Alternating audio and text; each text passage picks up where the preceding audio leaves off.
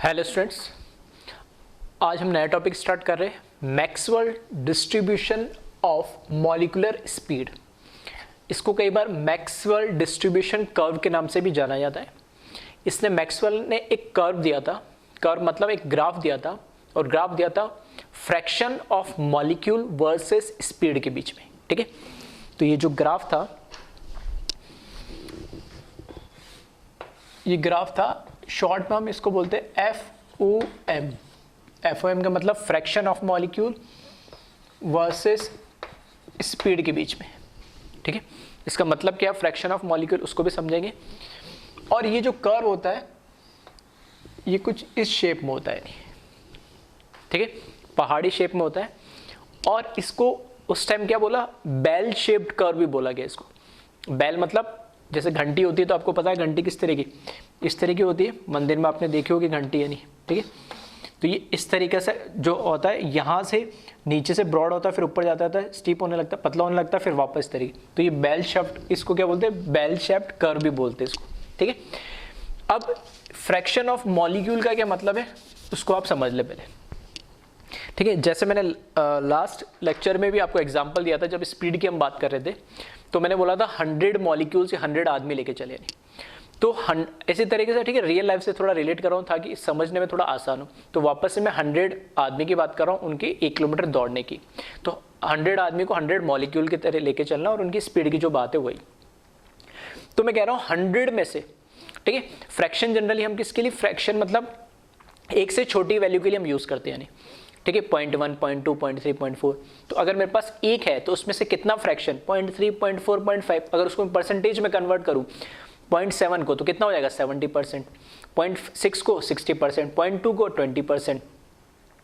तो फ्रैक्शन का मतलब क्या हुआ, अगर मैं परसेंटेज में कन्वर्ट करूँ तो उसका उतना ही, 0.2 का 20%, 0.8 का 80%, इस तरीके से। तो मेरे पास अगर 100 मॉलिक्यूल है तो बोलने का तरीका, उसमें से कितने फ्रैक्शन मतलब या कितना परसेंटेज मॉलिक्यूल की अगर हम बात कर रहे हैं। तो एक्चुअल में ये जो कर्व है, ये नंबर ऑफ मॉलिक्यूल, ऐसे बोल सकता हूं, जैसे नीचे से ऊपर जा रहा हूं तो नंबर ऑफ मॉलिक्यूल्स बढ़ेंगे, और लेफ्ट टू राइट जाऊंगा तो उसकी स्पीड बढ़ेगी। आ रही बात समझ में?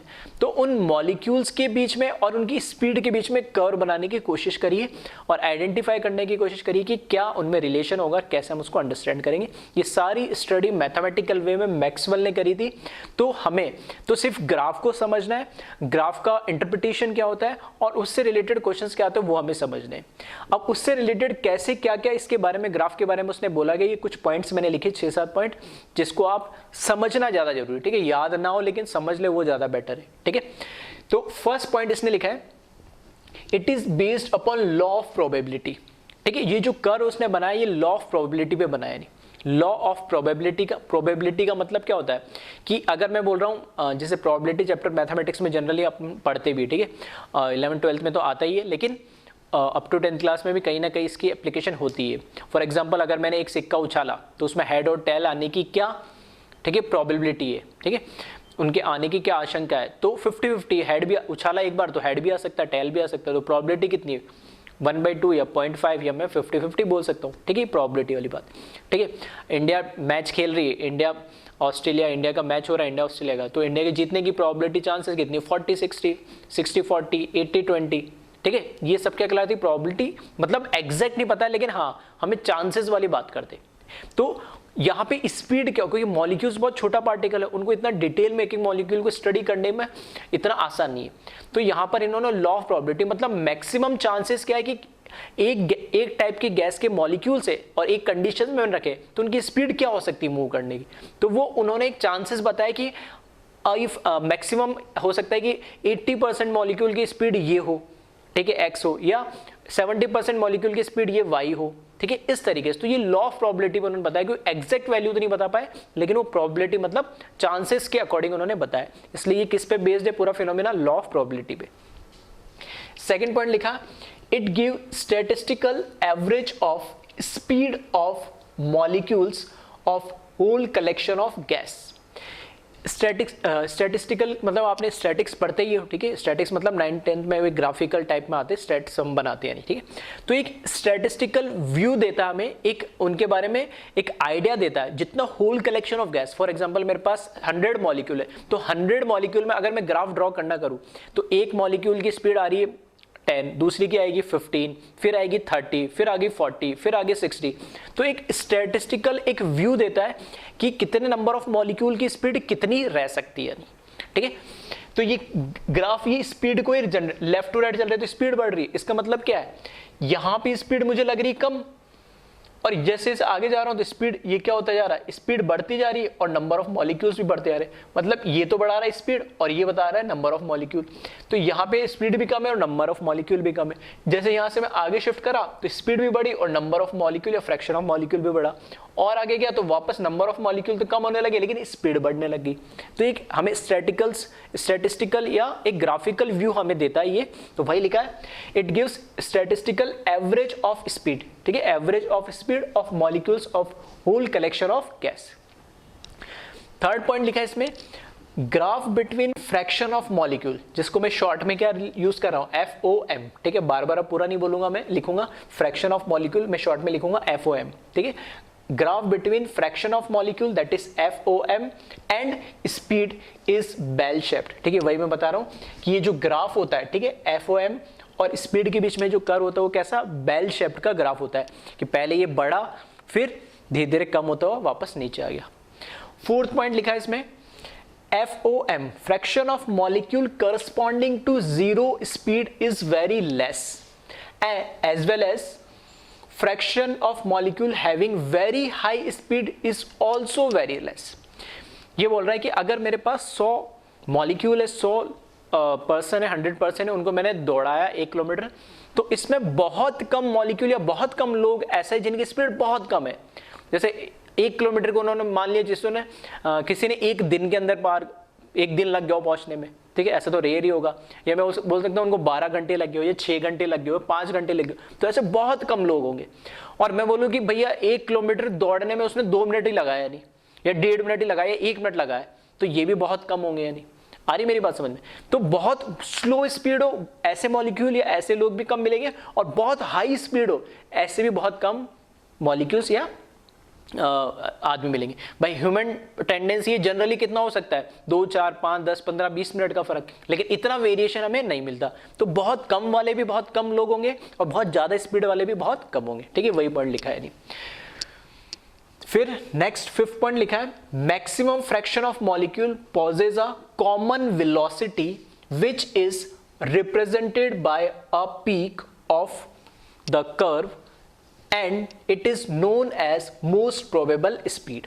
अब वो बोल रहा है कि जैसे मैं बोल रहा है कि बहुत कम स्पीड वाले भी बहुत कम लोग होंगे, और बहुत हाई स्पीड, ठीक है, जिसके बहुत ज्यादा ही स्पीड होगा, ऐसे लोग भी कम होंगे। अब इसमें जनरली एवरेज जो स्पीड होगी, ठीक है, जिसको हम क्या बोलते हैं, मोस्ट प्रोबेबल स्पीड बोलते हैं, वो कॉमन स्पीड है जो जनरली हर मॉलिक्यूल की, हर आदमी की जो देखने को हमें मिल रही है, ठीक है, उसी को, वो किसको रिप्रेजेंट कर रहा है, जो कर्व का पीक आ रहा है। कर्व का पीक क्या है, यहां से बढ़ता गया बढ़ता गया, ये पीक आया फिर डाउन होने लगा। इसका मतलब है कि यहां पे ये जो पीक आया, यहां पे नंबर ऑफ मॉलिक्यूल या फ्रैक्शन ऑफ मॉलिक्यूल के सबसे ज्यादा है, या मैं ऐसे बोल सकता हूं जो एक कॉमन स्पीड है, ठीक है, सारे लोगों की कॉमन एवरेज स्पीड अगर मैंने निकाली, जो एक एवरेज स्पीड निकाली, जो कॉमन स्पीड है वो सबों के लिए, ठीक है, सारे मॉलिक्यूल या सारे लोगों के लिए बहुत कॉमन है, जो जनरली अगर मैं बोलूं 100 लोग थे, ठीक है, तो उसमें से हो सकता है 1-2 की स्पीड बहुत ज्यादा तेज हो, या उसमें से 1-2 की स्पीड बहुत कम हो। बाकी अगर मैं बोलूं उसमें थोड़ी स्पीड कई लोगों की थोड़ी बढ़ने लगी, और कईयों की थोड़ी सी 5-7 लोगों की स्पीड बहुत ज्यादा से थोड़ी कम हो, लेकिन मैक्सिमम देखा कि 70-80% या 70-80 लोगों की स्पीड कुछ कॉमन सी है, नहीं एक ही स्पीड से ज्यादा फर्क नहीं था। 2 minute, 4 minute, 5 minute, 10 minute, 15 minute का फर्क था, तो उनका मैंने क्या निकाल लिया, एवरेज। तो वो जो पीक था, ठीक है, जो कर्व का पीक था, जो हमें क्या बता रहा, नंबर ऑफ मॉलिक्यूल्स जो बढ़े, ठीक है, नंबर ऑफ मॉलिक्यूल्स जो बढ़े, वो स्पीड, ठीक है, वो स्पीड मैक्सिमम लोगों की थी, यानी ठीक है, ये स्पीड लेफ्ट टू राइट चल रहे, तो स्पीड देखना, ये स्पीड मैक्सिमम लोगों की या मैक्सिमम मॉलिक्यूल्स की थी, जिसको हम क्या बोलते हैं, मोस्ट प्रोबेबल स्पीड। और नाम ही प्रोबेबल क्यों बोला, कि सबसे ज्यादा प्रोबेबिलिटी, मतलब इस स्पीड की होने की प्रोबेबिलिटी सबसे ज्यादा मॉलिक्यूल्स की है, ठीक है, तो उसको हमने एमपीएस जो हम बोलते हैं वो डिफाइन करा। तो maximum fraction of molecule possesses a common velocity which is represented by a peak of the curve and it is known as most probable speed, ठीक है। तो मैक्सिमम हमारे fraction of molecule, maximum number of molecule की common velocity थी, जिनको peak से represent कर रहे हैं, ठीक है, क्योंकि पीक स्पीड का पीक नहीं है, स्पीड तो लेफ्ट टू राइट बढ़ रही है, स्पीड तो यहां ज्यादा है, लेकिन यहां स्पीड कम है, लेकिन ये ज्यादा, ठीक है, 100 में से मान लो 80 मॉलिक्यूल की स्पीड यही दिखा रही, तो इसको हमने क्या बोला, मोस्ट प्रोबेबल स्पीड, मतलब ज्यादातर मॉलिक्यूल की स्पीड ये है, जिसको हमने नाम क्या दिया, MPS, most probable speed. 7th point जो है, ठीक है, बहुत इंपॉर्टेंट है, sorry 6th point, area under the curve is constant at all temperature and it is equals to unity. ये जो एरिया अंडर द कर्व का मतलब क्या, फ्रैक्शन ऑफ मॉलिक्यूल और स्पीड के बीच में जो एरिया है, ठीक है, ये एरिया अगर, ठीक है, जो मैथमेटिकल बैकग्राउंड्स, जो 11th में मैथमेटिक्स पढ़ रहे हैं, ठीक है, तो वो इंटीग्रेशन वगैरह पढ़ेंगे जिसमें हम एरिया अंडर द कर्व भी निकालते हैं। तो ये जो एरिया होता है, ठीक है, अगर मैं इस एरिया को अगर कैलकुलेट करूं, ठीक है, जो भी वैल्यू आ रही तो वो कैलकुलेट होकर आती है यूनिटी, ठीक है, 1 आती है, ठीक है, मैथमेटिकल है, उसमें डिटेल में नहीं आना, बस ये मान के चलो कि इसकी जो वैल्यू है वो यूनिटी है, और ये यूनिटी जो वैल्यू 1 है, ये एरिया है, वो चेंज नहीं होता है। नहीं, चेंज कैसे नहीं होता, अगर मैं इसका टेम्परेचर भी चेंज कर दूंगा तो इसका एरिया चेंज नहीं होगा। क्यों नहीं चेंज होगा, क्योंकि टेम्परेचर चेंज करने से एक्चुअली दिखा क्या रहा है, ये नंबर ऑफ मॉलिक्यूल को तो रिप्रेजेंट कर रहा है। अगर मैंने बोला 100 मॉलिक्यूल है, तो ऐसा थोड़ी हीट करने से 100 से वो टूट के डबल हो जाएंगे या आधे हो जाएंगे, टेम्परेचर कम कर, मॉलिक्यूल तो उतने रहेंगे।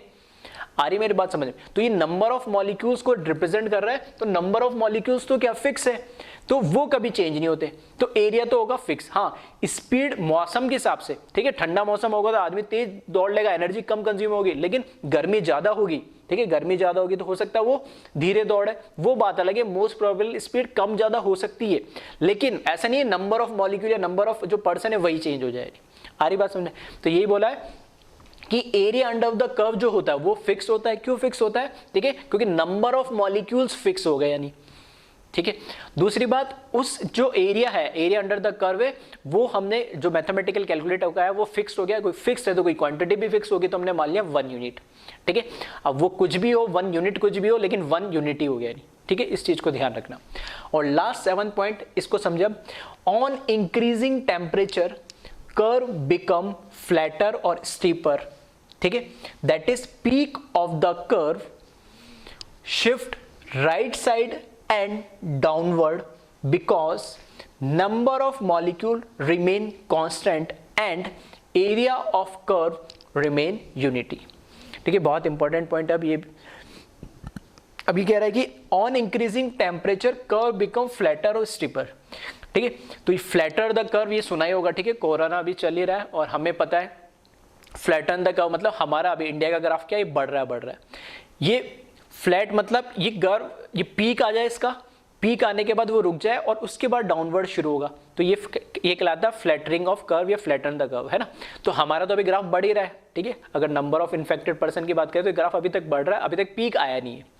तो ये कह रहा है कि जब हम टेम्परेचर के on increasing temperature curve become flat, मतलब फ्लैटर बनने का मतलब है कि कर्व पहले इतना था, ठीक है, फिर अगले मंथ थोड़ा और नीचे आ जाए, फिर और नीचे आ जाए, और नीचे आ जाए, और नीचे आ जाए, फिर वो बिल्कुल खत्म हो जाए, इसको बोलते हैं फ्लैटनिंग ऑफ कर्व।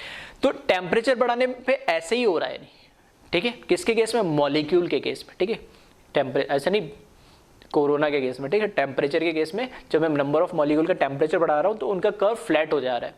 क्यों हो जा रहा है, इसको समझना बहुत ध्यान से। देखो, इसके अंदर नंबर ऑफ मॉलिक्यूल मैंने फिक्स कर दिए, कितना है, 100, ठीक है, उनकी स्पीड मैंने मान ली, एक फॉर एग्जांपल यहाँ पे जो पीक आ रहा है उसकी स्पीड आ रही, मोस्ट प्रोबेबल स्पीड आ रही 50, ठीक है, 50 मीटर पर सेकंड, किलोमीटर पर सेकंड, कुछ भी मान लो, 50 स्पीड आ रही। अब मैंने क्या करा, उन जो मॉलिक्यूल्स रखे हुए, ठीक है, गैस के मॉलिक्यूल्स की बात हो रही है, अल्टीमेटली गैस के मॉलिक्यूल्स रखे, उनको मैंने क्या करा, टेम्परेचर बढ़ा दिया, ठीक है, टेम्परेचर बढ़ा दिया। या फिर अगर आदमियों की मैं रियल लाइफ में बात करूँ तो जो मेरे पास 100 लोग हैं जिनको मैं रनिंग कराने वाला हूँ, उनको मैंने क्या केले वेले और न्यूट्रिएंट्स वगैरह दिए, ठीक है, और ग्लूकोज वगैरह पिला के उनमें एनर्जेटिक बना दिया। नहीं, एनर्जी बना दी तो और स्पीड से दौड़ पाएंगे। उसी तरीके से मैंने टेम्परेचर बढ़ाया मॉलिक्यूल का, तो मॉलिक्यूल का टेम्परेचर बढ़ाऊंगा मैं गैस के कंटेनर का, तो उनकी काइनेटिक एनर्जी बढ़ेगी, तो उनकी काइनेटिक एनर्जी बढ़ जाएगी, तो स्पीड ऑब्वियस सी बात है बढ़नी है। ठीक है, तो जैसे टेम्परेचर बढ़ाएंगे तो उनकी स्पीड बढ़ जाएगी। अब स्पीड बढ़ेगी, स्पीड बढ़ेगी तो कर्व जो है यहां से यहां शिफ्ट होगा, आगे की तरफ शिफ्ट होगा, क्योंकि मोस्ट अब नंबर ऑफ मॉलिक्यूल्स तो फिक्स है, लेकिन नंबर ऑफ मॉलिक्यूल की स्पीड बढ़ जाएगी सभी की, कुछ ना कुछ सबकी थोड़ी थोड़ी बढ़ेगी। तो मोस्ट प्रोबेबल स्पीड भी ऑब्वियस सी बात है, एवरेज है वो, तो वो भी बढ़ेगी। तो उसका मतलब कर्व उठ के ऐसा का ऐसा आगे तो आ नहीं जाएगा। यानी कहने का मतलब है अगर ये ऐसा है तो ये देखना व्हाइट कलर से ये ओरिजिनल था एक फिक्स टेम्परेचर, जैसे मैंने टेम्परेचर बढ़ाया तो अब ये कर्व ऐसे थोड़ी होगा, ऐसे उठ के तो आएगा नहीं, क्योंकि कर्व क्या है, इसके अंदर नंबर ऑफ मॉलिक्यूल जो है, ठीक है, या इसको मैं इस तरीके से दिखाऊं कि ये कर्व जो है फ्लैट हो रहा है, इस तरीके से नहीं हो रहा है। ये मतलब नंबर ऑफ मॉलिक्यूल फिक्स है, तो इस केस में जब ओरिजिनली कर्व ऐसा था तो दूसरी बार में कर्व थोड़ा इस तरीके से हो जाएगा। क्यों हो जाएगा? क्योंकि इसका जो एरिया है, इसका जो एरिया है वो क्या होना चाहिए, कांस्टेंट होना चाहिए, फिक्स्ड होना चाहिए। कांस्टेंट और फिक्स्ड क्यों होना चाहिए? क्योंकि नंबर ऑफ मॉलिक्यूल उसमें क्या है, फिक्स्ड है। सिंपल सा है, अगर मेरे को बोल रहा हूं कि ये फिक्स्ड एरिया है, ठीक है, ये फिक्स्ड एरिया है, ये फिक्स्ड एरिया, लेकिन इसका पीक मेरे को राइट साइड में शिफ्ट करना है। राइट साइड में क्यों शिफ्ट करना है? राइट साइड में इसलिए शिफ्ट करना है क्योंकि टेम्परेचर बढ़ाने पे काइनेटिक एनर्जी बढ़ेगी, काइनेटिक एनर्जी बढ़ेगी तो मोस्ट प्रोबेबल स्पीड भी क्या होगी, बढ़ेगी। तो वो राइट शिफ्ट होने में, अब कर्व को उठा के यू तो राइट नहीं शिफ्ट करेंगे ना। राइट शिफ्ट करने का मतलब है कि ये जो पीक पहले यहां था, यहां ना हो गया, अब पीक कम हो गया और ये आगे ऐसे बढ़ गया। यानी आ रही मेरे, अब पीक थोड़ा सा आगे शिफ्ट हुआ लेकिन डाउनवर्ड होके शिफ्ट हुआ। डाउनवर्ड होके क्यों शिफ्ट हुआ? क्योंकि अब देखना, इसमें अगर मैं कंपेयर करूं तो पहले यहां पर आ रही थी मेरे पास मोस्ट प्रोबेबल स्पीड, अब आ रही है मेरे पास, अब पीक कहां, यहां पर आ गया, तो अब यहां पर आ रही है मेरे को मोस्ट प्रोबेबल स्पीड। अगर मैंने इसको बोला v1 और इसको मैंने बोला v2, तो यहां v1 से ज्यादा v2 होगा, क्योंकि अब ये मोस्ट प्रोबेबल स्पीड है, क्योंकि लेफ्ट टू राइट जाने पे स्पीड बढ़ रही है, कर्व के छोटे होने से स्पीड नहीं बढ़ रही है, लेफ्ट टू राइट जाने पे स्पीड बढ़ रही है, तो v2 ज्यादा होगा। क्यों? टेम्परेचर मैंने बढ़ा दिया, टेम्परेचर मैंने बढ़ाया है, ठीक है, तभी उनकी मोस्ट प्रोबेबल स्पीड भी क्या हुई है, बढ़ी है। अब इसका मतलब क्या हुआ, कर्व नीचे क्यों आया? सर कर्व को ऐसे इसकी जैसे बराबर भी तो बना सकते थे, यहाँ पे भी, तो यहाँ पे भी मोस्ट प्रोबेबल स्पीड है और यहाँ पे भी मोस्ट प्रोबेबल स्पीड है, ये v1 है, ये v2 है, तो यहाँ पे ऐसा भी तो बन सकता था। ऐसा इसलिए नहीं बनाया क्योंकि ये जो एरिया है कर्व का वो फिक्स्ड है, एरिया को चेंज नहीं कर सकता हूँ। इसको बहुत अगर लॉजिकल और रियल लाइफ से जोड़ के देखो तो अगर मेरे पास बैलून की शेप में है, ठीक है, अगर बैलून, ठीक है, इस तरीके से एक बैलून है, बिल्कुल सर्कुलर है, अब सर्कुलर है, मैंने उसको प्रेस करा तो ऊपर ऐसे कर्व सा बन गया। अब जो उसमें एयर है, जो उसका एरिया वो तो फिक्स हो गया। अब मेरे को क्या करना है, इसकी जो हाइट को थोड़ा कम करना है। हाइट को अगर मैं कम करूँ, क्योंकि वो एरिया तो फिक्स हो गया, अगर हाइट को कम करना है तो मैं थोड़ा सा उसको क्या ऊपर से दबाऊंगा तो फ्लैट तो होगा और इस तरह बढ़ जाएगा नहीं। मतलब वो एरिया जो पर्टिकुलर है वो मेरा एरिया क्या हो गया, फिक्स हो गया। अब उसको मैं शेप कैसा भी दे सकता हूँ। अगर मेरे को हाइट बढ़ानी है तो विड्थ कम हो जाएगी, और अगर मेरे को विड्थ बढ़ानी मतलब उसकी मोस्ट, अगर मैंने उसको आगे शिफ्ट करना है तो ऑब्वियस सी बात है हाइट कम हो जाएगी आगे होके थोड़ा सा। आ रही मेरी बात में? तो इसका जो एरिया है वो क्या है, फिक्स है। तो जैसे ही मैं टेम्परेचर बढ़ा रहा हूँ तो टेम्परेचर बढ़ाने से उनकी काइनेटिक एनर्जी बढ़ रही है, काइनेटिक एनर्जी बढ़ रही है तो मोस्ट प्रोबेबल स्पीड भी बढ़ेगी। तो एरिया जो कर्व है वो क्या होने लगेगा, फ्लैट होने लगेगा और आगे की तरफ शिफ्ट होने लगेगा, ताकि मोस्ट प्रोबेबल स्पीड भी क्या होती चली, बढ़ती चली जाएगी। ठीक है, और कर्व फ्लैट क्यों हो रहा है, ऐसा कैसे क्यों नहीं शिफ्ट हो रहा है? क्योंकि मैंने बोला फ्लैट इसलिए हो रहा है क्योंकि वहां पे वो एरिया जो है उसका एरिया फिक्स्ड है, और हमने वो बात कर ली कितना है, यूनिटी है। ठीक है, 6 पॉइंट में हमने यही बात करी थी कि area under the curve is constant and it is equals to unity. वो फिक्स्ड हो गया है उस एरिया का। ठीक है, एरिया को चेंज नहीं कर सकता हूँ। अब एरिया चेंज नहीं कर सकता हूँ और उसको आगे भी बढ़ाना है तो ऑब्वियस ये बात है उसको क्या करना पड़ेगा, फ्लैट ही करना पड़ेगा। ठीक है, अभी ये सारे के 6-7 पॉइंट है जो 7 के 7 पॉइंट मैंने थ्योरेटिकली आपको समझाए, और एक छोटा सा ग्राफ बना के मैंने इसको एक्सप्लेन करने की कोशिश करी।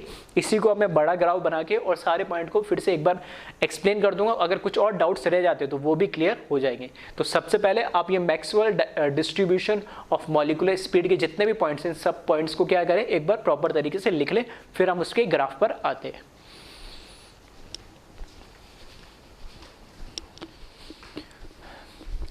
अब हम देखते हैं ग्राफ इस पे, ठीक है। तो हमने 7 जो पॉइंट्स उनको 1 बाय 1 रीड कर लिया था, उसका मतलब भी मैंने समझाने की कोशिश करी पूरी। और अब एक बार ग्राफ्स उसको वापस सारे पॉइंट एक बार देख लेंगे, ठीक है। 3 ग्राफ मैंने बनाए, अभी हम सिर्फ फर्स्ट वाले इस ग्राफ पे कंसंट्रेट करेंगे। इन 2 को, ठीक है, क्वेश्चन के फॉर्म में मैं समझाऊंगा, ठीक है। तो उस पर ध्यान ना दे, सिर्फ अभी इस ग्राफ पे ध्यान दें। तो ग्राफ आपको दिख रहा होगा, मैंने लिखा वाई एक्सिस पे FOM फ्रैक्शन ऑफ मॉलिक्यूल, और एक्स एक्सिस पे मैंने लिखा स्पीड, ठीक है। तो FOM फ्रैक्शन ऑफ मॉलिक्यूल और स्पीड के वर्सेस ये कर्व है, ठीक है। कर्व हमने बोला था बेल शेप्ड कर्व होता है, और ये जो घंटी होती है जैसे बेल होती है, ठीक है, उसके शेप का कर्व है, ठीक है, बेल शेप्ड कर्व होता है। हमने बोला था, उसमें पॉइंट पढ़ा था कि जिन मॉलिक्यूल की स्पीड बहुत ज्यादा कम है, ठीक है, वो बहुत कम होते हैं। तो देखो ये जो पूरा कर्व है, ये क्या बता रहा है, इसके अंदर नंबर ऑफ मॉलिक्यूल्स कितने हैं। तो ये जो पूरा जो हमने बोला था कि एरिया इसका क्या होता है, यूनिटी होता है, मतलब ये एरिया क्या होना चाहिए, फिक्स होना चाहिए, नहीं, ठीक है, एरिया क्या होना चाहिए, फिक्स होना चाहिए, वो यूनिटी हमने मान लिया। अब यहाँ पे जहाँ पे देखो, यहाँ से स्पीड बढ़ना स्टार्ट हो रही है, स्पीड धीरे धीरे आगे बढ़ रही है। तो यहाँ पे देख सकते हो, इधर जो स्पीड है वो बहुत कम मॉलिक्यूल्स की होगी। यहाँ देखो मॉलिक्यूल्स ऊपर की साइड जाएंगे तो बढ़ेंगे, और इधर जाएंगे तो स्पीड बढ़ेगी। तो यह स्पीड भी कम है, मॉलिक्यूल भी कम है, मतलब ऐसे बहुत रेयर और बहुत कम मॉलिक्यूल होंगे जिसकी स्पीड बहुत ज्यादा ही कम होगी। यानी इसी तरीके से यहां देखो ग्राफ वापस नीचे होता जा रहा है, मतलब यहाँ स्पीड लेफ्ट टू राइट जा रही है तो स्पीड बढ़ रही है, तो स्पीड तो बढ़ रही है, लेकिन यहाँ पे मॉलिक्यूल्स भी बहुत कम है जिनकी स्पीड बहुत ज्यादा है, ठीक है। अब हमने बोला कि ये जो कर्व का पीक होता है, कर्व का जो पीक होता है वो किसको रिप्रेजेंट करता है, मोस्ट प्रोबेबल स्पीड का, मतलब ज्यादातर मॉलिक्यूल्स की स्पीड क्या है वो हमें क्या बताता है, पीक ऑफ द कर्व बताता है। तो मैंने यहाँ पे लिखा UMP, ठीक है, U मतलब मोस्ट प्रोबेबल स्पीड, MP उसको रिप्रेजेंट करने का। तो ये डॉट डॉट डॉट डॉट करके मैंने ये बताया, और ये मुझे पॉइंट क्या बता रहा है, करस्पॉन्डिंग इतने, यानी ये मैक्सिमम नंबर ऑफ मॉलिक्यूल्स, यानी ज्यादातर नंबर ऑफ मॉलिक्यूल की स्पीड हमें जो बता रही है वो मोस्ट प्रोबेबल बताती है, और वो किससे रिप्रेजेंट करते हैं, पीक से रिप्रेजेंट करते हैं, ठीक है। तो ये हमारी मोस्ट प्रोबेबल स्पीड।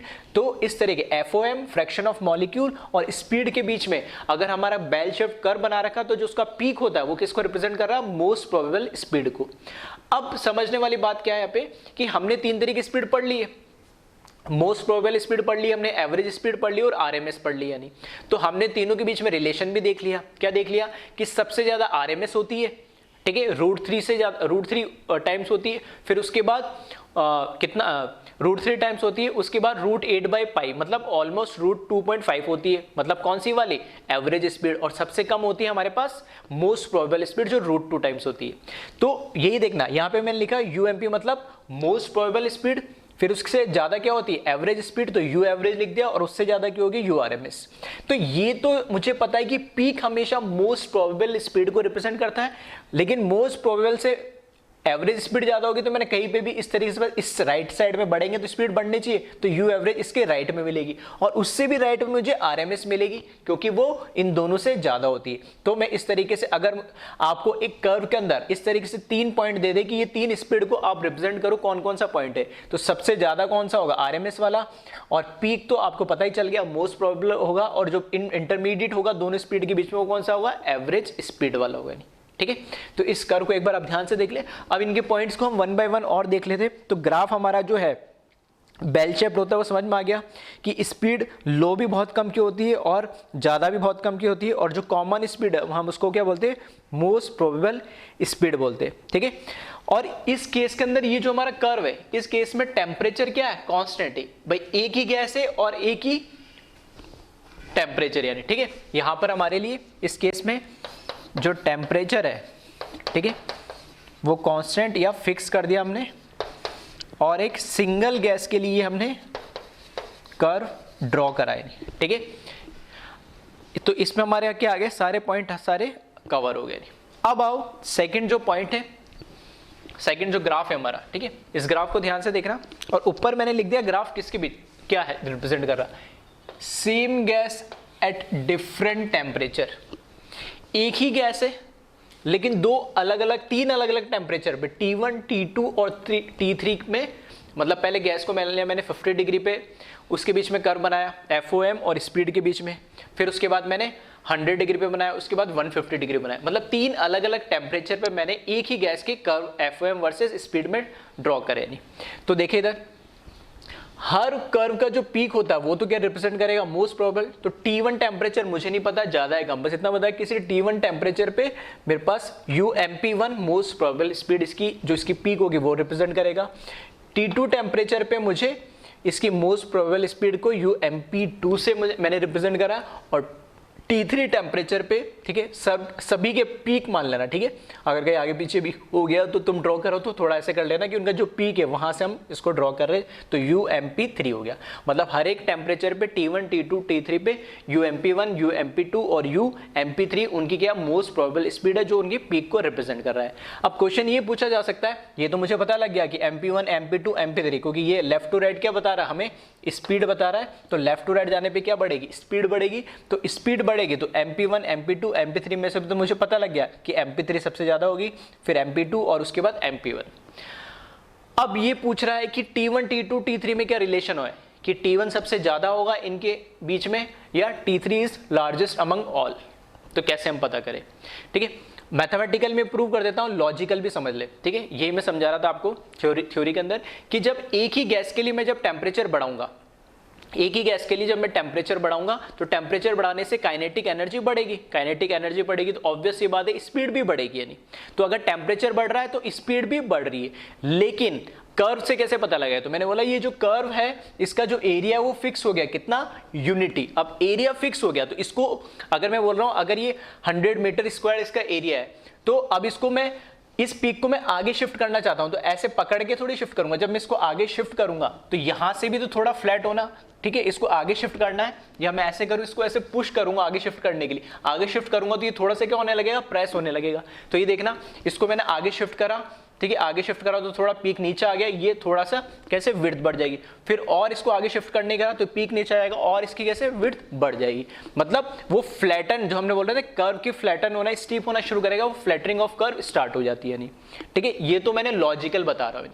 अब मैथमेटिकल कैसे देखें, हमें पता है कि जो मोस्ट प्रोबेबल स्पीड जो होती है, ठीक है, उसका फॉर्मूला क्या होता है, √2RT upon m, that is molecular mass. अगर एक गैस फिक्स है तो 2 और R तो एक कांस्टेंट होते ही है, और गैस के लिए मॉलिक्यूलर मास भी क्या हो गया, फिक्स हो गया। तो एक ही गैस तीन अलग अलग टेम्परेचर पे, इसका मतलब क्या हुआ कि जो मोस्ट प्रोबेबल स्पीड है वो प्रोपोर्शनल है √T या टेम्परेचर की। अगर टेम्परेचर बढ़ेगा तो मोस्ट प्रोबेबल स्पीड भी क्या होगी, बढ़ेगी।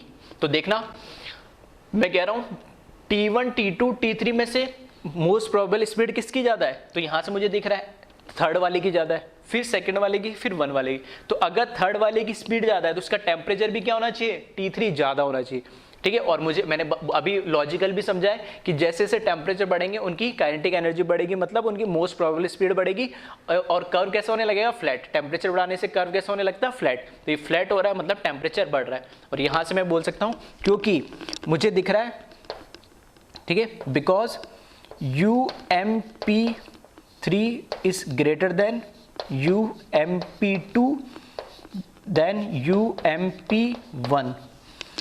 तो यहां से जो टेम्परेचर होगा, ठीक है, तो टेम्परेचर क्या हो जाएगा, T3 is greater then T2 is greater then T1।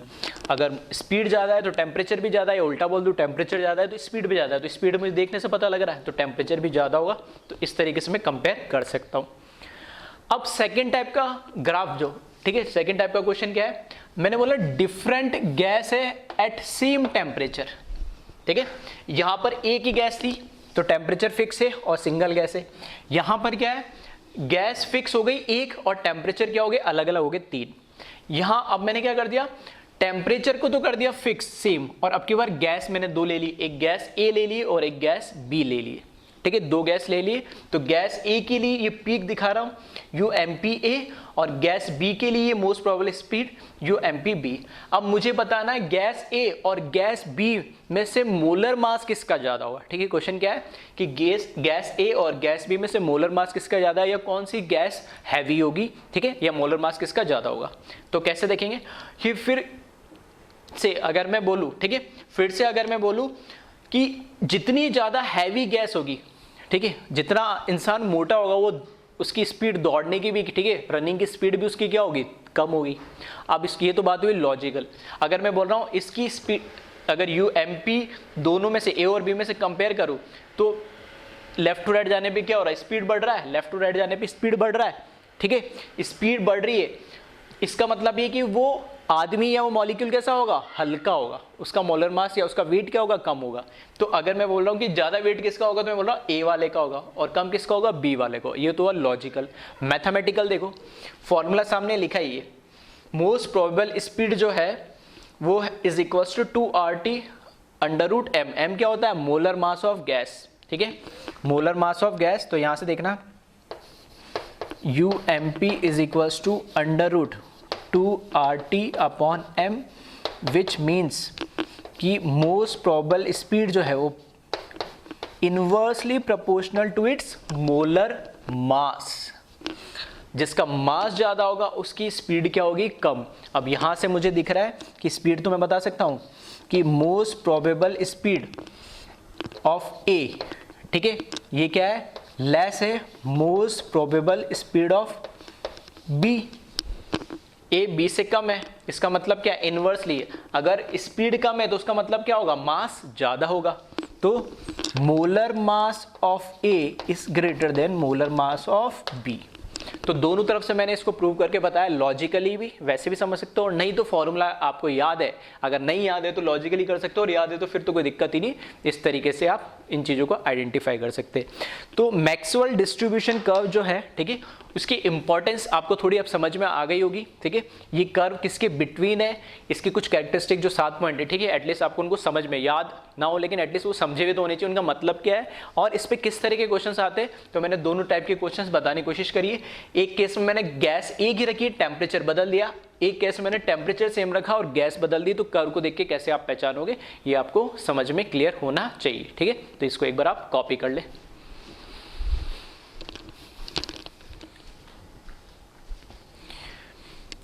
अभी तक हम जो भी इक्वेशंस हम पढ़ रहे थे, जो भी हम चीज़ें पढ़ रहे थे, वो सब आइडियल गैस के बारे में पढ़ रहे थे, ठीक है।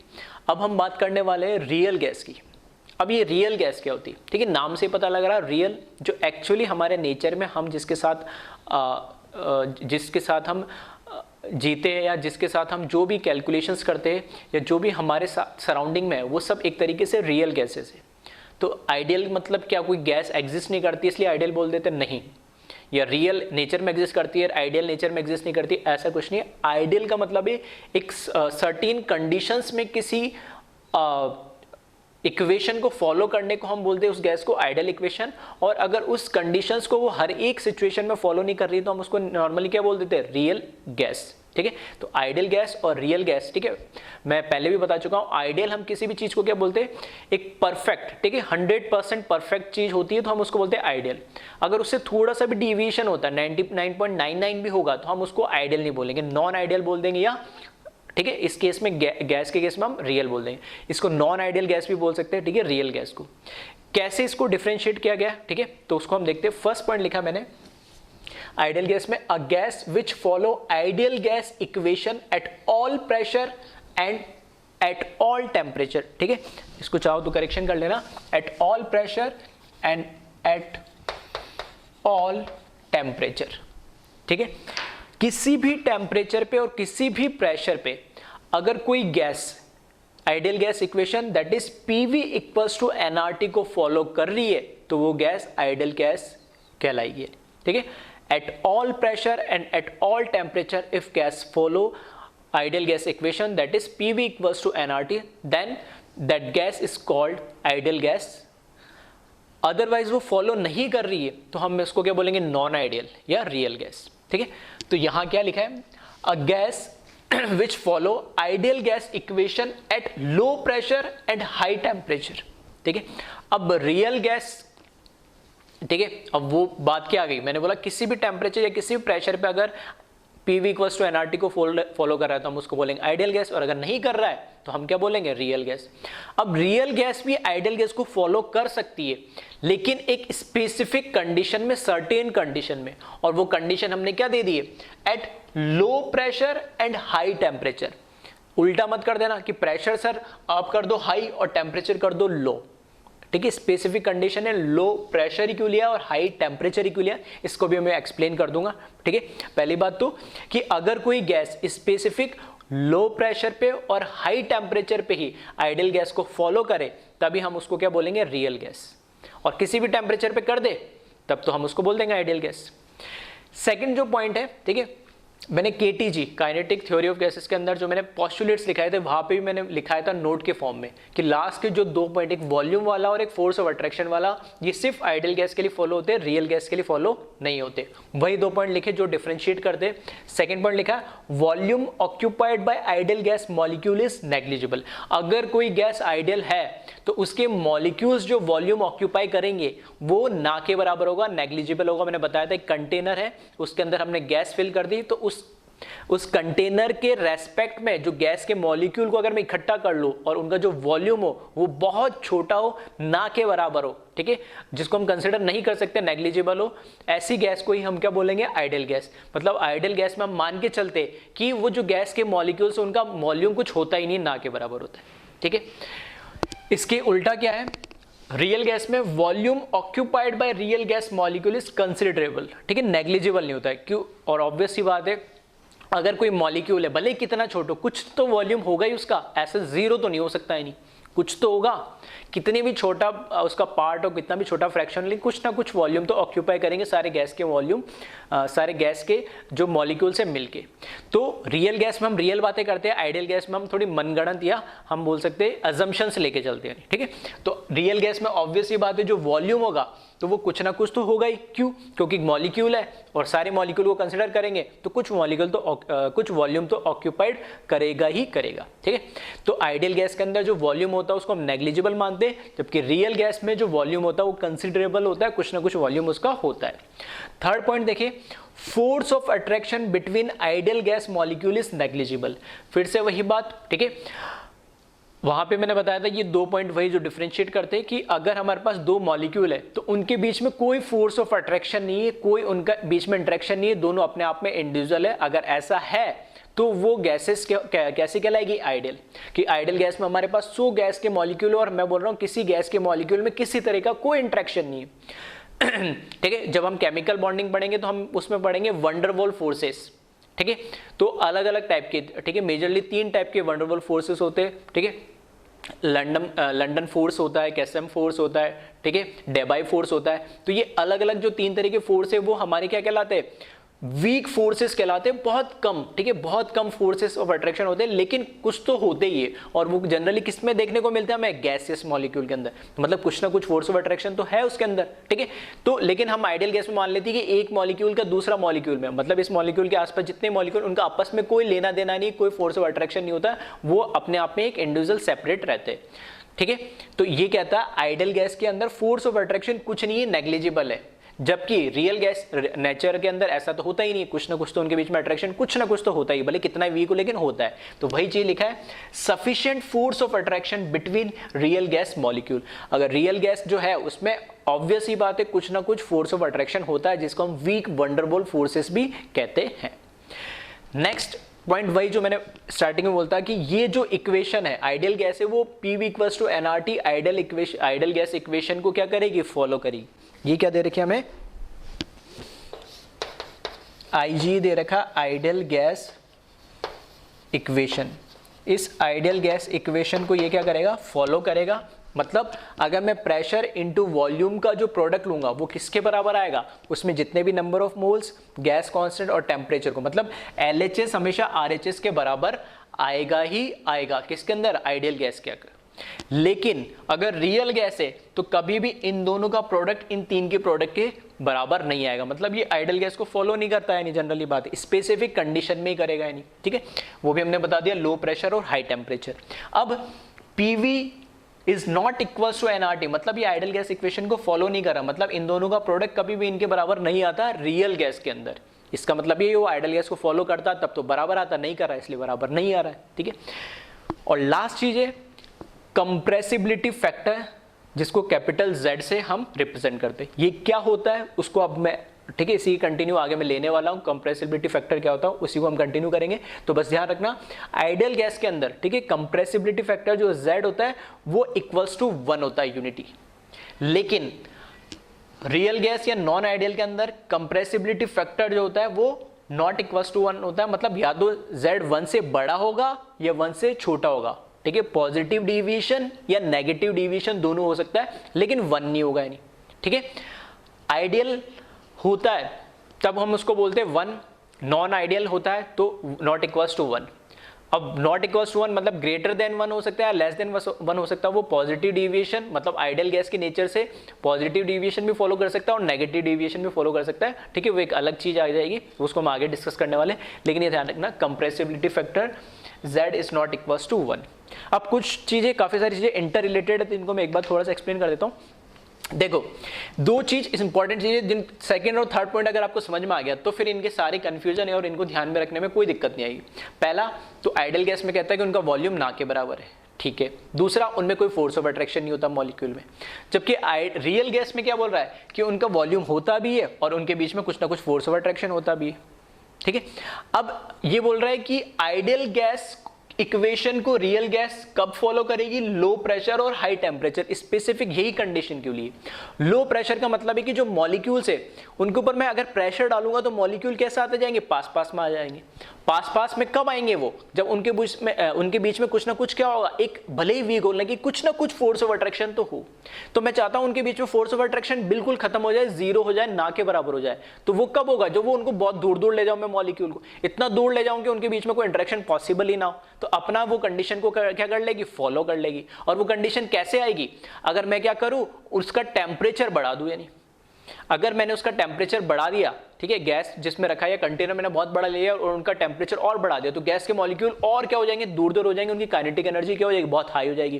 काइनेटिक एनर्जी बहुत हाई हो जाएगी तो मॉलिक्यूल क्या हो जाएंगे, बहुत दूर दूर हो जाएंगे। बहुत दूर दूर हो जाएंगे मतलब उनके बीच में किसी भी तरह का कोई इंटरेक्शन ही नहीं बचेगा, तो इंटरेक्शन खत्म हो जाएगा। तो बिहेव कैसे करने लगेंगे वो, आइडियल गैस जैसे, क्योंकि उनके बीच में कोई फोर्स ऑफ अट्रैक्शन नहीं होता, ये कहता है आइडियल। अब बात हो रही वॉल्यूम की, तो वॉल्यूम भी हम क्या मान लें, उसका नेग्लिजिबल, ठीक है। नेग्लिजिबल मतलब उसका क्या है कि इतने दूर दूर इतने छोटे छोटे पार्टिकल्स हो गए, तो वॉल्यूम को अगर मैं ना के बराबर, अल्टीमेटली क्या है कि वॉल्यूम के बीच में कोई इंटरेक्शन नहीं होना चाहिए। अगर इंटरेक्शन ही नहीं है तो पास में ही नहीं आएंगे, और मैं पास में नहीं आएंगे तो उनका वॉल्यूम, एक मॉलिक्यूल का वॉल्यूम में क्या ही कंसिडर कर लूंगा। हाँ, मेरे पास अगर 100, 1000 या NA मॉलिक्यूल है, एवोगैड्रो नंबर जितने 6.023 × 10⁻23 मॉलिक्यूल है, तो उनका वॉल्यूम मैं फिर भी कंसिडर कर सकता हूँ, कुछ तो होगा, बहुत छोटा ही होगा, फ्रैक्शन में बहुत छोटा होगा, लेकिन कुछ तो होगा। लेकिन सिर्फ एक मॉलिक्यूल का क्या सोच सकते हो आप, मॉलिक्यूल क्या होगा वो। तो ये जो कंडीशन है लो प्रेशर हाई टेम्परेचर, देखो लो प्रेशर का मतलब है कि मैंने उसमें कोई प्रेशर नहीं डाला है। अगर मैं प्रेशर डालूंगा तो मॉलिक्यूल पास पास में आएंगे। अगर मैं उसको लो प्रेशर नहीं डाला तो मॉलिक्यूल्स कैसे आराम से दूर दूर घूम सकते हैं। दूसरा काम मैंने क्या करा, एक तो प्रेशर है नहीं, ऊपर से टेम्परेचर और बढ़ा दिया। टेम्परेचर बढ़ाया तो काइनेटिक एनर्जी और बढ़ गई, तो मॉलिक्यूल और दूर दूर हो गए। नहीं आ रही बात समझ में। तो ये लो प्रेशर हाई टेम्परेचर का रीजन समझ में आया होगा, क्यों, क्योंकि लो प्रेशर हाई टेम्परेचर के अंदर किसी भी तरह का कोई इंटरेक्शन हम नहीं रखना चाहते, इसलिए हमने प्रेशर कर दिया लो। प्रेशर हाई करेंगे तो मॉलिक्यूल पास में आएंगे, लेकिन प्रेशर कर दिया लो तो वैसे पास में नहीं आ रहे, मतलब मॉलिक्यूल को इंडिविजुअली दूर रखना है, और टेम्परेचर और बढ़ाने से मॉलिक्यूल और ज्यादा दूर हो गए, तो किसी भी तरह का फोर्स ऑफ अट्रैक्शन होना ही नहीं है। तो हम रियल गैस को अगर आइडियल गैस बनाना चाह रहे या उसके जैसे बिहेव करवाना चाह रहे, तो हमें क्या करना पड़ेगा, हमेशा लो प्रेशर की कंडीशन लेने पड़ेगी और हाई टेम्परेचर लेना पड़ेगा उस गैस के लिए। तो हम कह सकते हैं कहीं ना कहीं वो PV = nRT को फॉलो करने लग जाए, ठीक है।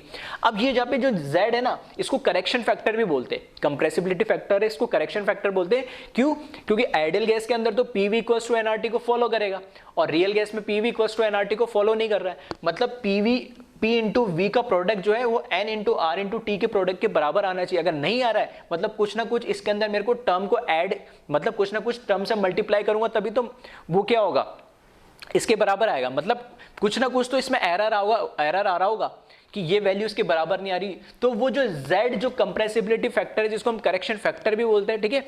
कैसे, करेक्शन फैक्टर तो नहीं, मतलब कंप्रेसिबिलिटी फैक्टर जो है ये क्या करता है, ये टर्म इससे हम मल्टीप्लाई करते हैं, यानी ये टर्म इससे हम मल्टीप्लाई करते हैं, तो वो जो डिफरेंस आ रहा होता है इनकी वैल्यू के अंदर, वो उसको क्या कर देता है, सेटिस्फाई कर देता है, ठीक है। कैसे करता है ये सब चीजें हम आगे देखने वाले हैं, ठीक है। तो कंप्रेसिबिलिटी फैक्टर, नाम कंप्रेसिबिलिटी क्यों दिया, वो एक अलग रीजन भी है इसका कि कंप्रेस, किसी भी गैस को कंप्रेस करने के लिए उसके लिए भी रेस्पॉन्सिबिलिटी है। और दूसरा ये PV = nRT जो रियल गैस फॉलो नहीं करती है, ठीक है, उस रियल गैस के फॉलो नहीं करने में कुछ ना कुछ जो एरर आ रहा, वो एरर ये रेक्टिफाई करता है। नहीं ठीक है। तो ये सब इंटर रिलेटेड चीजें सारी जो मैंने बताई है। तो सबसे इंपॉर्टेंट क्या है कि आइडियल गैस इक्वेशन को फॉलो करेगी real gas at low pressure high temperature. ये डायरेक्टली पूछा जाएगा स्टेटमेंट में, 4 ऑप्शन दे देगा कि किस कंडीशन में रियल गैस आइडियल गैस कैसे बिहेव करेगी, या आइडियल गैस होने के लिए रियल गैस के लिए क्या क्या कंडीशन हो सकती है। तो low pressure low temperature, high pressure high temperature, या high pressure low temperature low pressure, इस तरह 4 ऑप्शन दे देगा तो आपको बताना होगा। तो ये पहला क्वेश्चन वहां बन गया। फिर पीवी इक्वल्स टू एनआरटी को ये फॉलो करता है, ये नहीं करता है, नहीं, ठीक है। फोर्स ऑफ अट्रैक्शन यहाँ नहीं होता है, जबकि यहाँ फोर्स ऑफ अट्रैक्शन होता है। यहाँ कुछ ना कुछ वॉल्यूम हम मानते ही नहीं है, जबकि यहाँ कुछ तो वॉल्यूम होगा ही होगा, ठीक है। Compressibility factor not equals to 1 है यहाँ, जबकि 1 होता है, ठीक है। यहाँ कोई करेक्शन ही नहीं है, ठीक है। 1 क्यों लिया, क्योंकि यहाँ कोई करेक्शन ही नहीं है, तो इसको कहीं भी मल्टीप्लाई कर दो वैल्यू वही रहनी है। जबकि यहाँ करेक्शन है तो कुछ ना कुछ, या तो 1 से बड़ी हो गया 1 से छोटी हो गया, मल्टीप्लाई करोगे तभी तो करेक्शन फैक्टर आएगा, ठीक है। तो ये सब चीजें आई थिंक अब क्लियर हो गया होगा, आइडियल और रियल के बीच में डिफरेंस क्या है। और बात रही कंप्रेसिबिलिटी फैक्टर को, तो इसको हम आगे अभी और समझ लेंगे, ठीक है। तो इसको एक बार आप कॉपी कर लें।